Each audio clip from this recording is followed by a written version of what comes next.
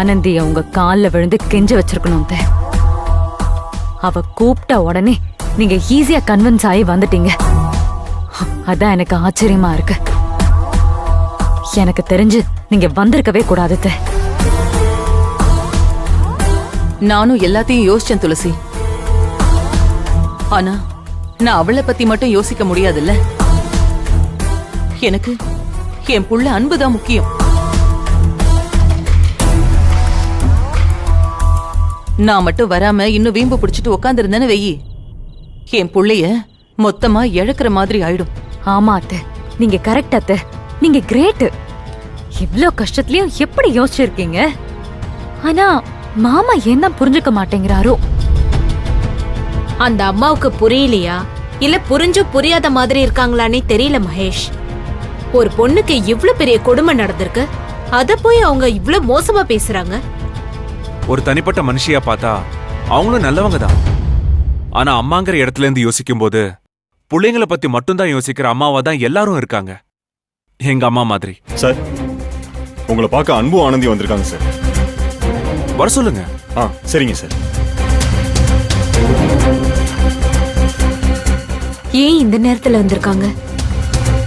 அவங்களுக்கு எந்த பிரச்சனையும் இல்லாம இருக்கணும். உங்களை வீட்டுக்கு கூட்டிட்டு வந்துட்டா அன்பு மாமா கிட்ட நல்ல பேர் வாங்கிடலாம், எந்த பிரச்சனையும் இருக்காதுன்னு நினைச்சிட்டு இருக்கா. ஆனா நீங்க திரும்ப வந்ததே அவளை திருப்பி அனுப்பதான்னு அவளுக்கு புரிய வைக்கணும்.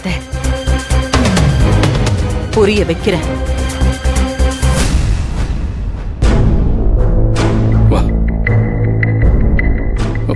சார், இப்பதான் ஆண்டி நடந்த எல்லாத்தையும் சொல்லிக்கிட்டு இருந்தாங்க. என்னாச்சு? அம்மாவை கண்டுபிடிச்சாச்சா?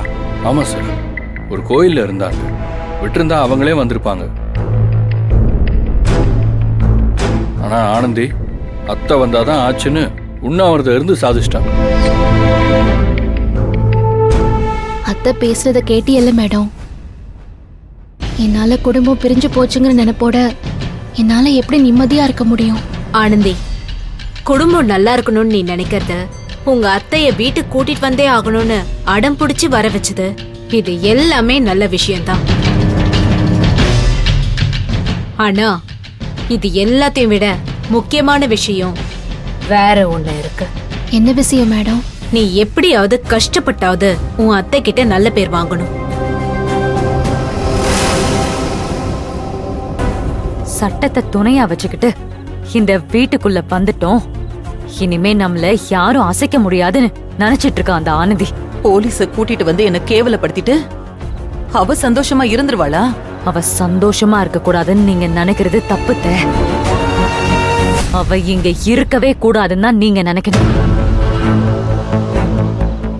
உன்னை வீட்டுக்குள்ள கொண்டு போய் சேர்க்க மட்டும்தான் எங்களால முடியும். ஆனா அந்த வீட்ல உன்னை தக்க வச்சுக்கிறதுக்கு நீதான் முயற்சி எடுக்கணும். ஒரு மாசம், ஒரே ஒரு மாசம் மட்டும் உங்க வீட்ல என்னை இருக்க விடுங்க. ஒரு மாசத்துல நான் போயிடுவேன். அப்படின்னா சத்தியம் பண்ணு. ஒரு மாசத்துல உங்க வீட்டை விட்டு நான் வெளியே போயிடுவேன். இது சத்தியம்.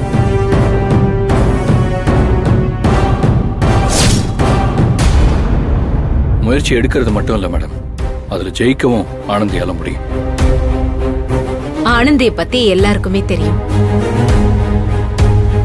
உங்க அம்மாவும் ஆனந்திய புரிஞ்சுக்கிற அளவுக்கு நல்லவங்க தான்.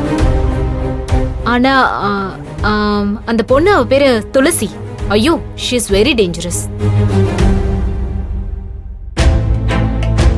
அவளை தாண்டி எப்படியாவது ஆனந்தி உங்க அம்மா மனசுல இடம் பிடிக்கிறது தான் பெரிய சேலஞ்சிங்கா இருக்க போகுது.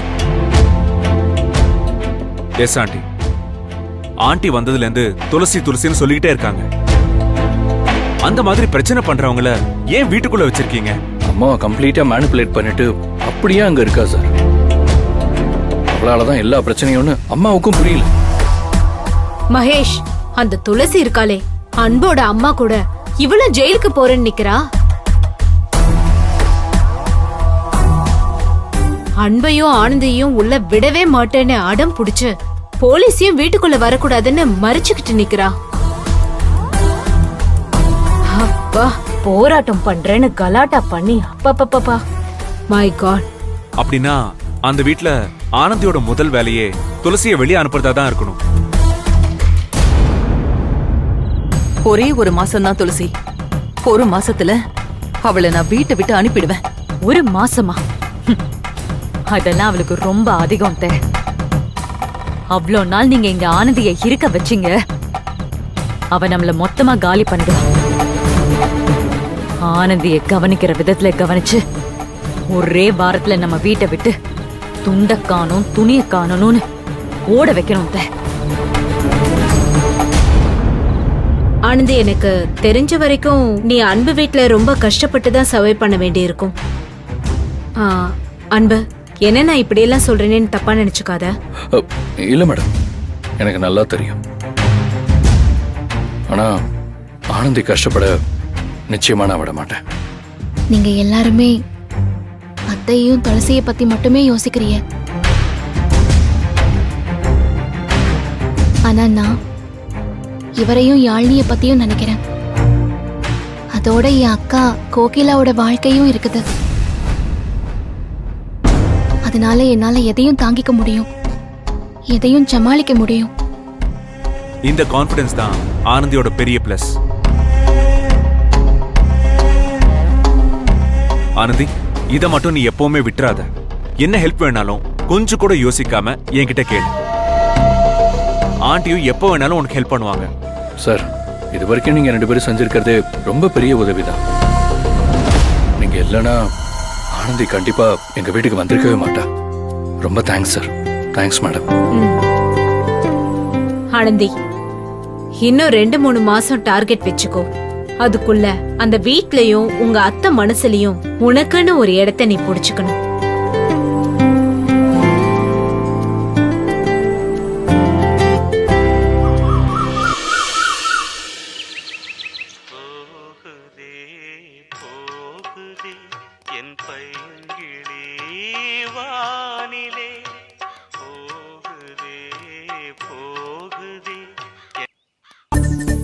என்னம்மா, கிளம்பிட்டியாம்மா?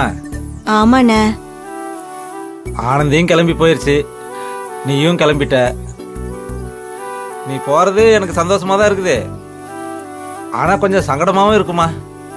அப்பப்போ இந்த அண்ணனுக்கு கொஞ்சம் ஃபோன் பண்ணி பேசுமா. டைம் கிடைக்கும் போதெல்லாம் இங்க வந்துட்டு போமா. கவலைப்படாதீங்கண்ணே, எங்களுக்குன்னு நீங்க எல்லாரும் தான் இருக்கீங்க. நிச்சயமா வருவேன்.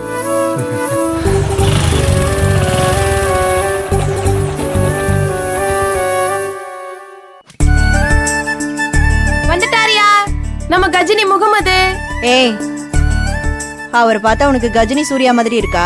ஐயோ, கஜினி சூர்யா இல்ல, கஜினி முகமது.